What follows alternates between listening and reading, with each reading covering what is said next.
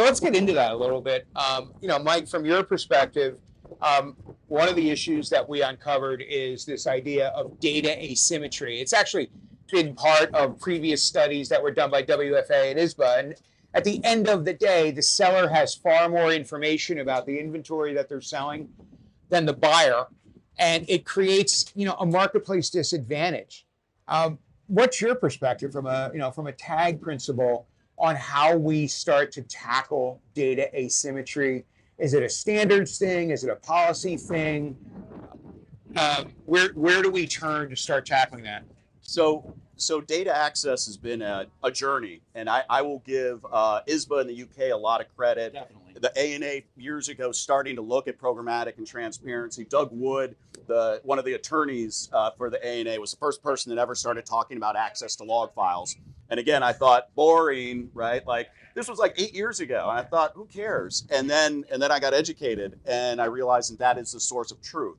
And so what we have seen, the reason that we could do a study and get from 15% the unknown delta that ISBA found a few years ago, and now we are at 0, because it wasn't that the money had disappeared.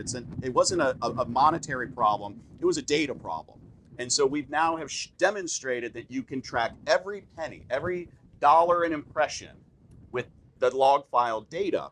And so now what I think, it's not that the suppliers, it's not that the ad tech companies don't have the data and most of them want to provide access and are providing access in some way. It's just not consolidated. It's not uniform. One thing we're doing at TAG TrustNet is we are creating a data taxonomy that says, if you provide your log files with these data points in this format, then it becomes easier for marketers to access and to make sense. You have to make sense of the data. That's the key. So just to put a pin in what Mike is saying, what we're talking about is not the single hop log level data that your verification partners might be using. This is a full supply path reconciliation of log level data. So DSP to SSP, SSP to publisher. And Mike's team, the TrustNet team in the back there, hanging out by the bar, drinking beers, because they deserve them.